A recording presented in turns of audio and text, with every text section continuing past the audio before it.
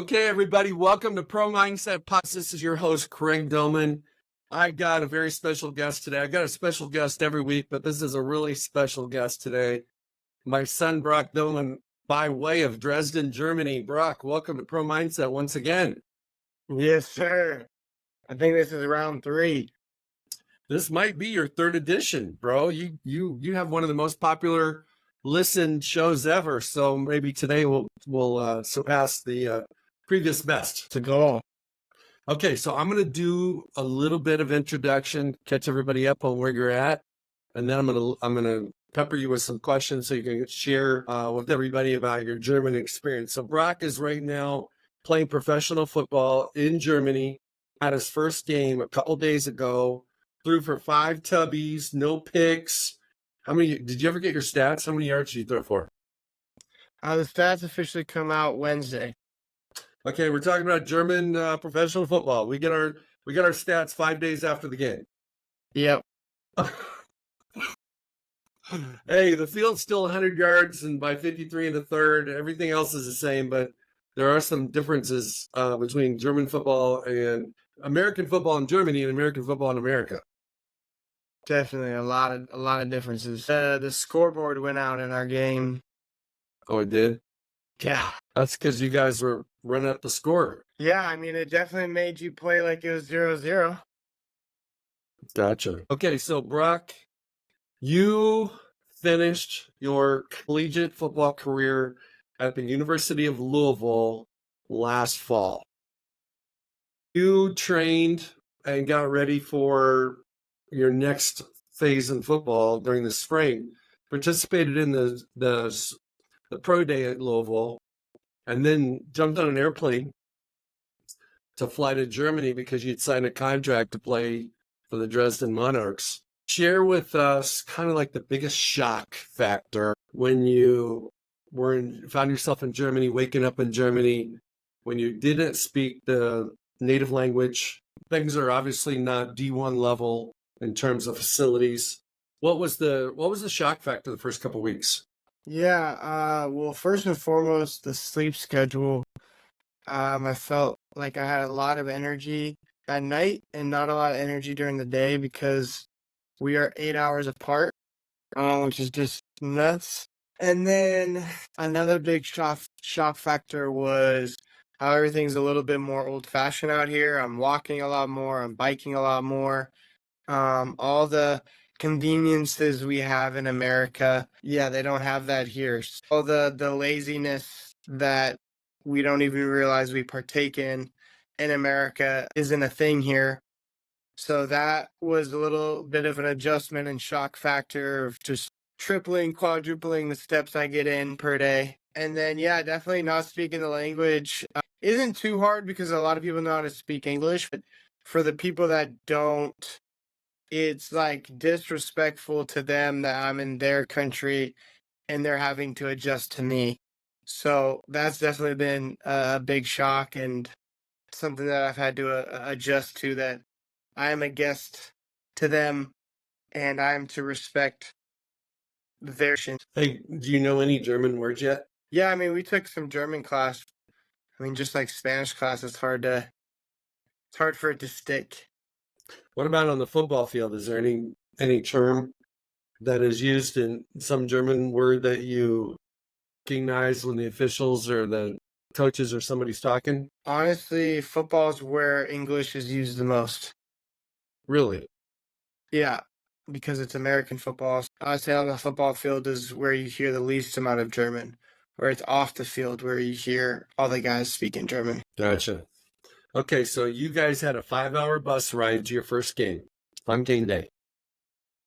And Mom and I and some family members were tuning in, live streaming at 11 a.m. Mountain Time, which was 7 p.m. your time.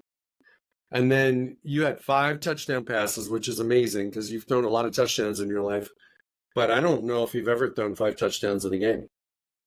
Yeah, I don't think so either. I think that was a new feat. Yeah, I think your PR might be like 4. Maybe in the backyard, playing with your friends, you threw for 5. For sure. Yeah. But Independence, Ventura, and Louisville, I don't think so. No, Yeah. definitely not. Yeah, it was really cool that I'm a part of an offense that is really pass oriented. The run game really wasn't there, which I don't mind. And I got four really great targets. I got a tight end who's 6'3", who does a great. He had a lot of great service routes to get other people open, and then he's just a solid target. I got a little slot receiver from Spain who just knows how. He's quicker than he is fast, but he knows how to run routes really well. I got two outside guys. One's from England that is a physical deep threat, and then an American that can do it all that also played Division I ball. Having that with then also the combination of a lot of basic coverages from the German league, I felt like it was just the beginning of us tearing up this league. We talked briefly out after the game outside the bus, and you said you were very excited about the game, but you said there's going to be some things I got to work on. Have you had a chance to look at your film and see what you need to get better at? For sure. I mean, I've already watched it like 3 times. All week we talked about sliding the protection to the boundary because their main blitz was their will linebacker from the boundary. And on the first, they hadn't shown it in their preseason game, but they blitzed from the field, and I slid the protection to the boundary. So I realized that just because they have a tendency doesn't mean I need to follow it 100%.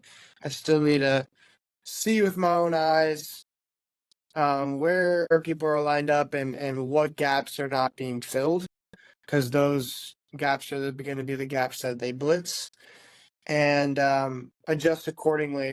You know, it was good to know that just because you watch film doesn't mean you're going to be right. And it's more so.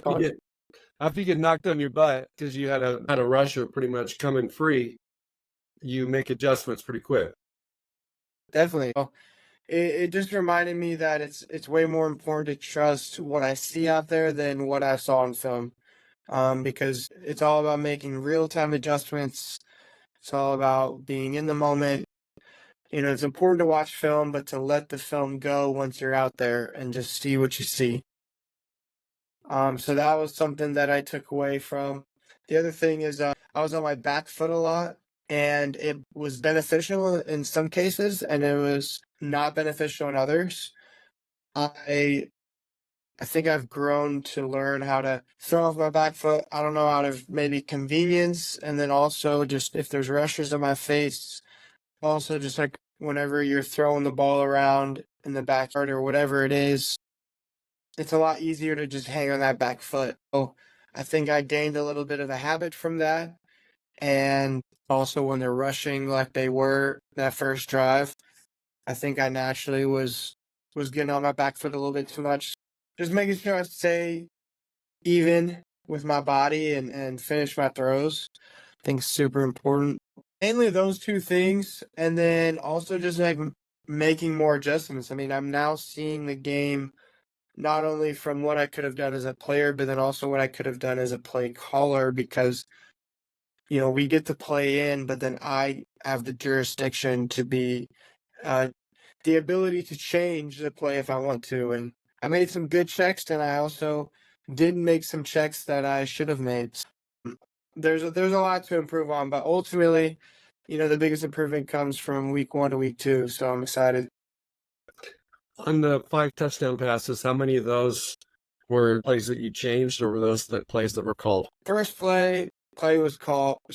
touchdown, that's the play that was called.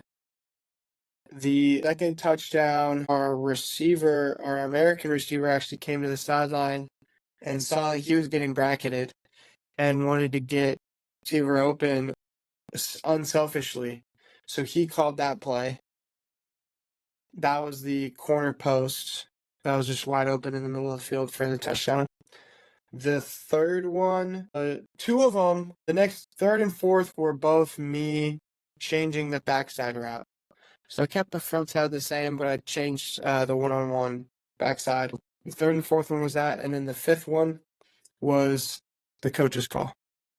So combination. Absolutely. Okay, Brock, you're a very mindful person. You're not just a football meathead. You've got a personality and a purpose that's way bigger than football.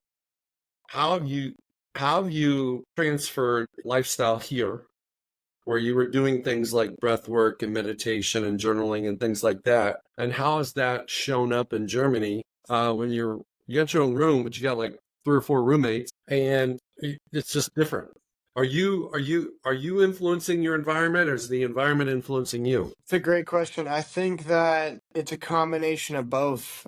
I think when I first got here, my job was to see what type of environment I'm in and be one of the boys and be part of a group. And I think that's so necessary because that's how you gain a bond with your teammates. That's how you gain a connection off the field, so then you can have an even greater connection on the field. So I'd say at first, it was definitely them influencing me.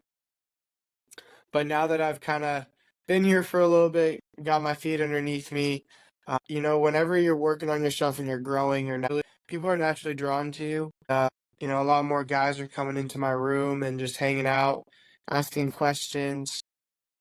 A lot of people ask questions about. I did a breath work session with Scott on the field pregame in the end zone, like some JJ McCarthy shit. And about half the team came up to me, and some people were like super enamored, and other people were like super weirded out. I've learned that it's actually really good to be polarizing because the people that are attracted to what you're about are inspired by you, and the people that don't want to see that part of themselves will repel you. Well, Scott does a phenomenal job on that breath work, especially remotely. Um, After a 5-hour bus ride, getting ready for your first professional game in a foreign country, people were watching back here. You had some expectations on how you wanted to perform. How Definitely. did that reset you? How did that regulate your emotions? How did that show up? How did what you did before the game show up in the game? Yeah, I had to do a lot of emotion before the game, and what that means is reframing thoughts and emotions that have been coming up. 5-hour bus ride, as you can imagine, I replayed my whole football career in front of my eyes, and parts of it were tears of joy, other parts of it were really sad to remember. And so then I got to the place where I was looking forward into this season, and man, did I put the heaviest of expectations on myself. Perfection came up, and all these natural thoughts and emotions of just wanting to control how it's going to go, how it's going to look, all the things. So I had to do a lot of reframing, and even honestly, the feeling of unworthiness of even when I do well, will people even respect it because of being in the German league? And just having to return back to the whole reason why I was even on that bus, and it's because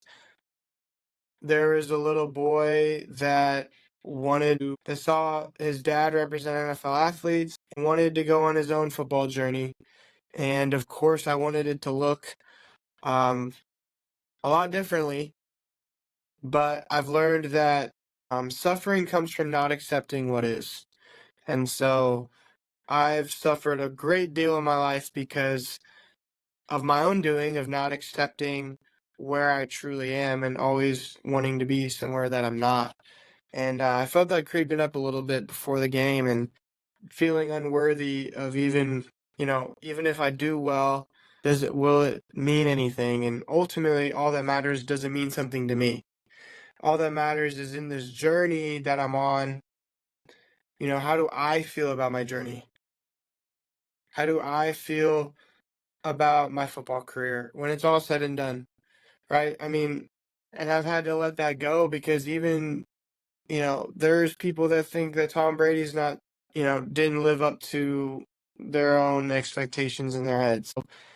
no matter how much success you have, there's always going to be people that unvalidate it in some capacity. So I had to let that go, and I would say that was probably the biggest hurdle, especially because of growing up always having the standard be the NFL and that level of play. Well, we get it. You said some awesome things there, Brock. In Pro Mindset, the invincible performance bubble is what you described. In that invincible bubble, it's you and you. And you can't worry about what other people think.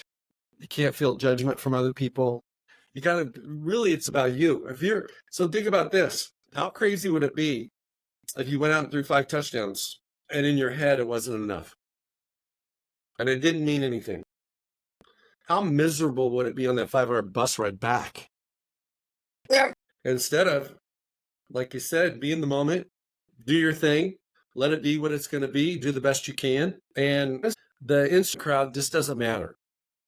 You know, what people think, how many likes you get, you know, how many people repost it, really doesn't matter.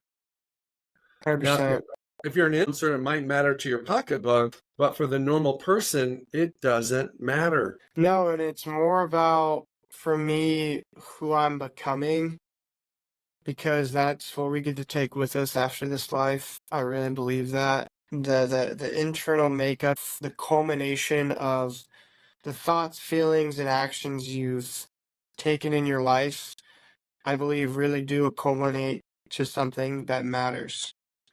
And so it's less about what you're doing and it's more about how you're doing it, with what energy you're doing it, why you're doing it, all those things. And so I know that this is part of my journey and it's a very crucial part of my journey.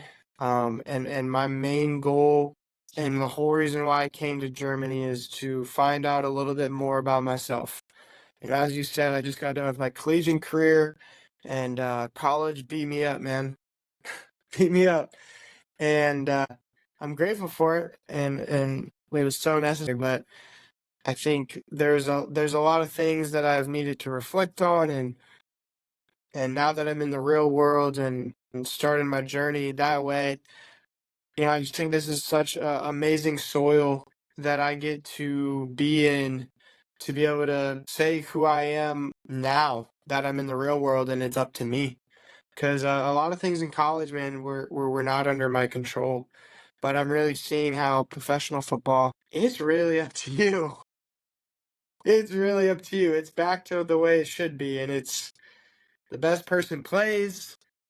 You know, of course, there's politics and everything, but it really feels like mm, I'm out of that gauntlet of what college football has become. And as we've talked about off this podcast, college football is more toxic than it's ever been.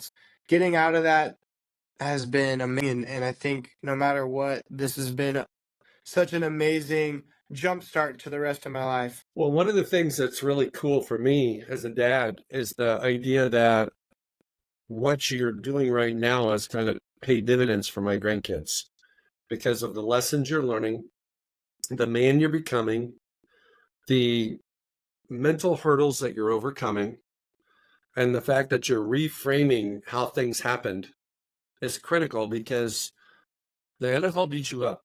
The real world beats you up. College football definitely beats you up. And you can find yourself in a victim mindset because, you know, if this would have happened, or if the coach would have liked me better, wouldn't have brought this guy in, or ran a different offense, and we could go on and on and on. Or it's like, hey, it is what it is. This is how I grew from it. This is what I learned from it. This is what I don't want to do again. And move on. Sure. Because one of the things that I had an epiphany this week on Pro Mindset that I had never had before, and that is that we're all broken and we all fail. And after you fail, that's when you need the Pro Mindset. Where I think a lot of people think you need a Pro Mindset to get to the pros. Well, you can have a Pro Mindset and still not get to the pros. But you've got to have a Pro Mindset to recover and bounce back from adversity when you get knocked down when you get treated unfairly, when you get all these words that describe rejected and overlooked and all that stuff. And so that, to me, you all know I've been working on this book for a long time and it's done, but you're living the book. Yeah, no, for real. And it's a lot easier to read the book than live it. I'm sure. What's been the Yeah. most, I'm going to shift gears on you, Brock. What's been the most cool thing that you had no idea when you jumped on the airplane in Louisville to head over to Dresden that you've experienced in the first 6 weeks or so you've been there? There's honestly such a loyal fan base here. Obviously, it's not the American numbers of just like crazy crowds. It's a smaller bunch, but it's an even more loyal bunch than I think American fans I've had in the past. And there's so much tradition to this club. This club's been around. This is the 32nd season, and it's crazy. Like, I mean, again, we were 5 hours away, but we had a lot of fans travel, and they bring all sorts of bells and whistles and drums and flutes and horns and all sorts of stuff. So yeah, just how much the Monarchs mean to Dresden is actually a lot. And I had no clue how much they meant to them, obviously, because it's an American football, and I didn't know how big it was, but it's honestly pretty big. So that was a super positive thing that was shocked me. I would say the other thing is just how much America has influenced other countries. I mean, I knew America was a big deal. Yeah, America is really the driving force in a lot of ways. I don't know about the world, but for sure, in a lot of ways, because there's a lot of things that this country's behind in a little bit, but America kind of gave them permission to kind of take that leap forward.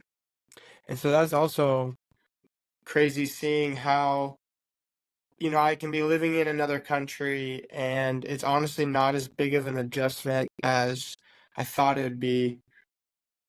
There's a lot of English speaking, there's a lot of just things that are somewhat similar. And it's really cool to see that I feel like I can live anywhere in the world after this experience because, I mean, as long as I got running water and Wi-Fi, I think I'm all right. For sure. For sure. Okay, Brock, I'm going to open it up to you and say, hey, what would you like to share that you've got going on in the back of your head that, you want me to ask you about? God knows if I'll even ask you. So what is it that you would like to share with our audience about you and your journey and where you're at right now and what you're learning and how you're growing and how you're overcoming? Yeah. I guess one thing I do want to share is how I think a big block of a lot of people, including myself, has been not wanting to be embarrassed, trying to avoid embarrassment at all costs.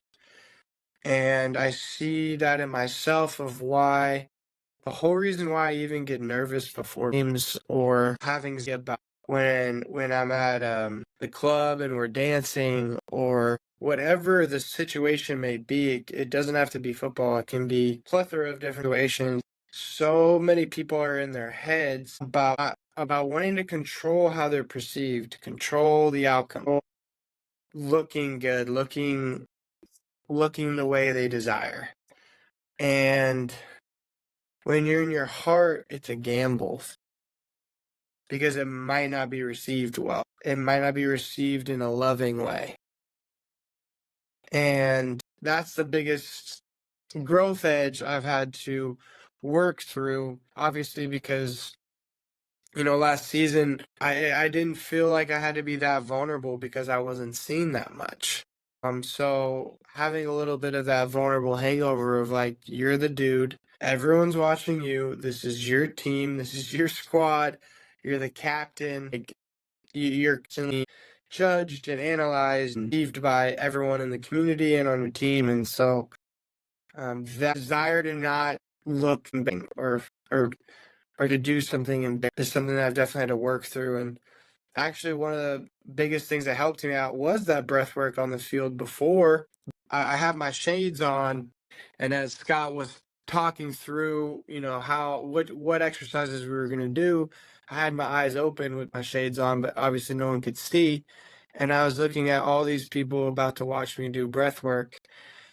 And so I kind of did some shallow breathing at first because I was kind of scared to like actually be seen in it. And then I finally let go and I let myself just go ham on the breath work, knowing that, I was being looked at, and just sitting in that discomfort.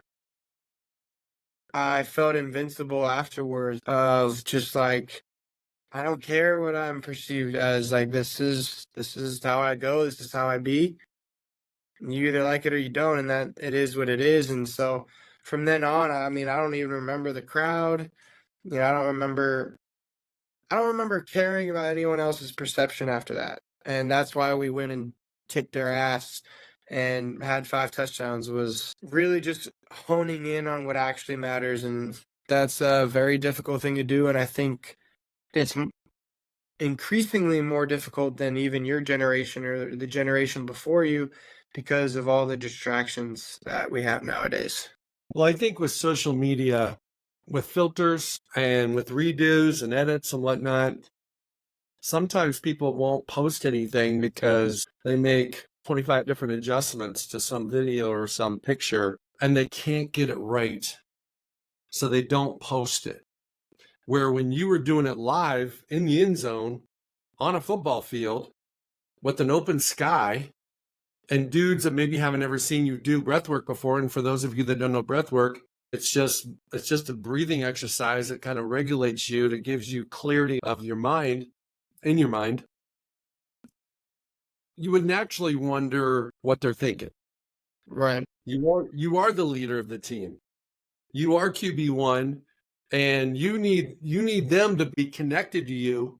And you might have had a little bit of fear that it might hurt your connection with your teammates. Brock's nodding his head yes for those people that are listening and not watching. So is there an audio of this and a video of this? Yeah, there's both. So this will be on YouTube, and then it will be on all the different news and audio. Awesome. So you flip me off, and people can't see it. So give me a couple more questions. I got about 10 minutes, and then I need to go. But I always think that we have a lot of great stuff to share that people need to hear. Absolutely. What has been the thing? What is the routine system that you've refined or up-leveled or elevated since you've been in Europe? That you couldn't do here because you had too many distractions, too many habits, too many friends, all those type of things, where you get over there and when you got off the plane in Dresden, you could be anybody you wanted to be. You could be the same Brock. You could be a better version of Brock. You could be a worse version of Brock in all areas of your life. So what systems or standards did you up-level in the last 6 weeks? That's a great question. I think the biggest thing I did was connect with that inner dreamer in me that got really realistic or pessimistic over the years. And I think just learning how to better look at things when it comes to my day-to-day. So I used to get so upset with myself about, well, I didn't perfectly follow everything I wanted to do today, and realizing that actually everything we do in some way serves us, or we wouldn't do it. We wouldn't do it. Even if it's bad for us, we still, like, you drinking Dr. Pepper, it's not necessarily good for you in the long run, but in the moment, it serves your taste buds. That's why you do it. Like, it's like we do absolutely everything. In some way, it benefits a part of us. And so just being more graceful with why I do certain things and seeing what parts of me that serve. Going back to the victim, there's been parts of me I've seen where it serves that inner victim inside of me. And the victim, it feels good to feel sorry for yourself. So when you feel sorry for yourself, again, it still serves you in some way. And so I would say that would probably be the biggest thing that, the system, maybe the thought system that I've had has been the biggest thing that's changed because, you can pray and ask for a lot of things in life, but what I've learned is the greatest thing you can pray and ask for is just a shift in perception of your life. Because circumstances change a lot slower than your mindset around them can. So I've learned that circumstances are going to change when they're supposed to, and that's on God's timing. But the best thing I can do to put myself in the best position, just for overall mental health and happiness, is learning how to view them in a greater light and with more love. And so that's the main thing I'm focused on is just my perception of life. Brock, I think one of the things I've learned the last couple of years is the idea that if I change one thing about me, how I do things or how I think about how I do things or about perhaps how I think about myself, I change everything. So what happens is if you want something to change in your environment or your circumstances, that's wonderful. But if you change something about you or your thought process, you change everything else. Everything else changes. Your filter, your perception, everything changes about how you see things. Maybe how a coach talks to you or how a friend responds to you or how you look in the mirror or whatever it might be. If you just change a little bit about you, I know that sounds crazy, but you could think you're better looking. That'd be a cool thing, right? You might think you're smarter. Or, hey, as a football player, you might think, hey, I can control the game better. So instead of getting upset at my offensive lineman for not protecting, doing a great job in pass protection, focus on making a faster read, thinking quicker, and he didn't have to block as long. Right. Or throw the ball to the receiver in a better catching radius, and you don't have to worry about him if he doesn't have any hops. He doesn't need them. 100%. Exactly. Just taking ultimate accountability and responsibility for your life. And it's very difficult because if you look at the outer world, there's a lot of things that are telling you otherwise. So it's, again, it's difficult, but remembering that it's always an inside out game. And I think we're primed, all of us, to make it an outside in game. And that's just not how it works. I have a question for you, though. You have a book coming out. You got Pro Mindset podcast that you've been doing for a long time, but now you've got a physical book copy. What are you most excited about for yourself and for the audience of listeners and readers for this book coming out?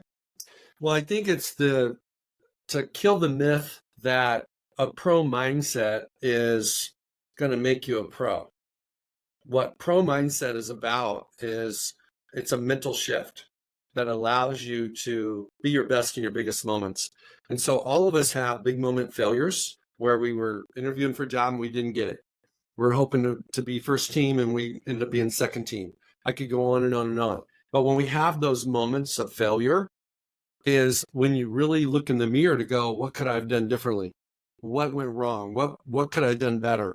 How did I get screwed? What did some coach think that he shouldn't have thought? All those kind of things. And the pro mindset framework is designed, and you use a lot of my words, maybe I use your words, but it's like, you've got to reframe your identity because you attract who you are. I want to thank everybody for joining in today. Brock, by way of Dresden, Germany. I get to go over and let you play some games here in a month or so. I'm excited about that. I'm excited about the Pro Mindset book. I'm excited for you to listen to it or read it. I know you're in it.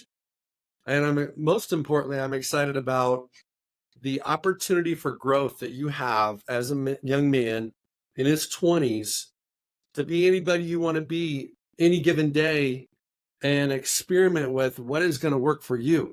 What worked for me may not work for you. What worked for your brother may not work for you.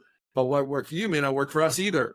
But it's like you get to really refine the man you're becoming. And you also get to have fun playing some ball. Literally. And we don't know where this is going to go. I mean, it could be you throw 5 touchdowns every week and you get an opportunity to move up and move out. Maybe, maybe a different path. I don't know. But I'm just kind of excited to see what happens with your future in ball, but most importantly, outside of ball. Yeah, it's been an absolute honor and blessing that I can't describe. Being able to play this game at a high level, the joy that it brings me. Yeah, you can't put a price tag on that. That's awesome. Brocky, hang on just for a second to make sure this gets up